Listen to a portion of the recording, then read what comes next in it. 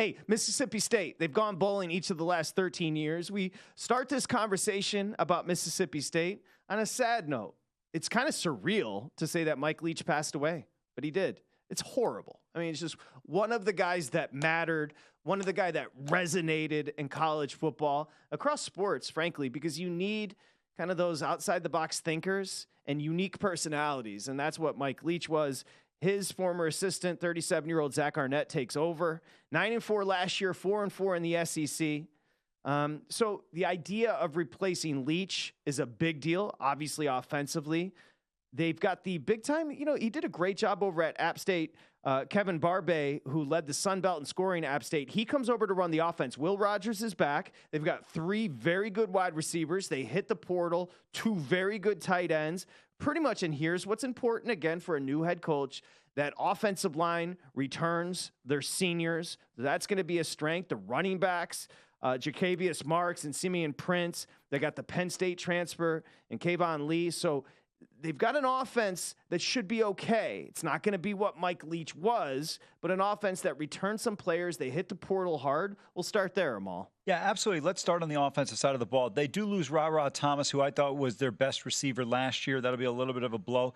But, Will Rogers was a guy I was not a big fan of, but I kind of warmed up to him as his career progressed there with the Bulldogs. He's done a really nice job overall. He's steady. He's not elite. He's not, I like him. Yeah, I think like him. He's consistent. I agree with you. I'm sorry to interrupt you. Yeah. I was exactly where you were until last year. And then last year, he kind of won me over. Yeah. I was a suspect, but I like him. Go ahead. Sorry. Yeah, absolutely right. This is a team that averaged almost 32 points a game, defensively solid, giving up less than 24 points a game. They do only have 4 starters back on the defensive side of the ball. That's a little bit of concern. But remember, that's Zach Arnett's side of the ball. I think this team should be okay. The schedule is interesting. Season win total at 6.5, depending on where you get the number.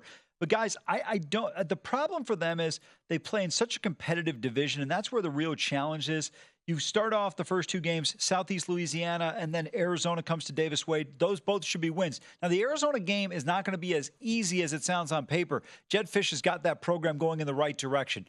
But then LSU, at South Carolina, and Bama. Those 3 weeks in a row could be real challenging games. You have a bye before the Razorbacks, at Auburn, and back-to-back weeks after Arkansas. In November, it gets a little bit easier, but then you close out with the Egg Bowl. You're at A&M as well. So, Patrick, to me, what's really important with Zach Arnett in this first year is they've got to get the LSU at South Carolina and Alabama game. They've got to get a win out of those 3. If they lose all 3, I think this team could potentially go off the rails. I 100% agree. You just nailed it. By proxy, being in the West, it's not great. Bama and LSU. Amal, you mentioned Arizona. Western Michigan and Southern Miss, those aren't tap-ins either on their schedule, if you look at it. And it's interesting. I thought you did a good job with the defense. I think the defense stands to be stout. The ultimate fate will depend, Dustin Swedelson, on how successfully they can transition. They're not going to run the air raid anymore. They're going to look for a more balanced attack offensively. So they're going to go away from Leach in the air raid, try to find some balance offensively. I mentioned good running backs and a vet offensive line. The defense should be pretty good. I do think there is a concern. You said 6.5 on the number. That number feels right, Dustin. Where are you on Mississippi State? It is not easy to win in Starkville. Ultimately, that is like the number one takeaway. When you look at the history of this program, it's like Jackie Sherrill had a 10-win season. Dan Mullen had a run there, then bounced for Florida. And then they had Mike Leach, who was bringing them back up to relevancy. Outside of that, it's pretty much a wasteland for all the reasons you guys mentioned. In that division, it's so tough to win. You have so many hard teams on your schedule every single year, and the resources just aren't the same while it's still an SEC program. I'm intrigued by the team, but I want to stay away from this team very early in the season, especially. I don't have a vibe for the win total. I don't know what Zach Arnett is. I'm not judging him either way.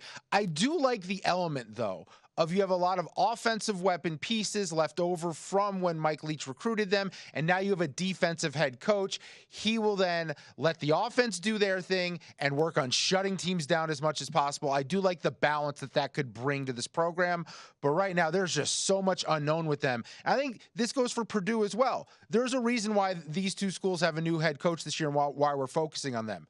it's hard to win at both places. You're absolutely right about that. Great points by you, Dustin. And Patrick, I want to go back to a point you made that's very important. I know it's about 3-4 months away, but I want people to file it in the back of their head. When they play Southern Miss at Davis Wade later on in the year, it'll be an in-state game. And let me tell you right now, Southern Miss will be up for the game even if Mississippi State is not, because those are guys that didn't get recruited by Ole Miss and Mississippi State. And whenever in college basketball, you see this all the time. When you have an inferior program playing a superior big Power 5 team from that state, they always play them tight and tough. Southern Miss had a winning record last year. Don't discount that game. You mentioned it beautifully. It's not a tap-in. Yeah, totally. I 100% agree. Look, 13 straight years of a bowl game. I think they get back. I don't think they get to 7. I think 6 is the number. 6.5 is the number in the market over at DraftKings, boys. And listen, Dustin said it well. Mississippi State, it's not a program with a rich history. Yeah. They've had one winning SEC season since 1999. Think about that. 24 years, one winning season in the SEC. Not an easy place to win. You guys are absolutely correct. We know the dominance Alabama's had for 15 years. LSU's won 3 national titles in 2 decades, and A&M's been a consistent program since their arrival. But you mentioned there's a couple of factors there. The economics of the state don't help. They're the second program within the state, make no mistake about it. It's still Ole Miss there.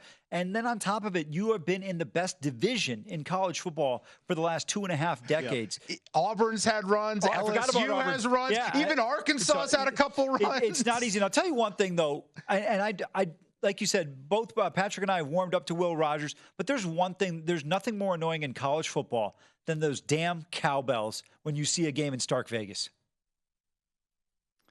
I forgot. They had your boy Sylvester Croom roaming the soul. This Dan Mullen had a nice little run.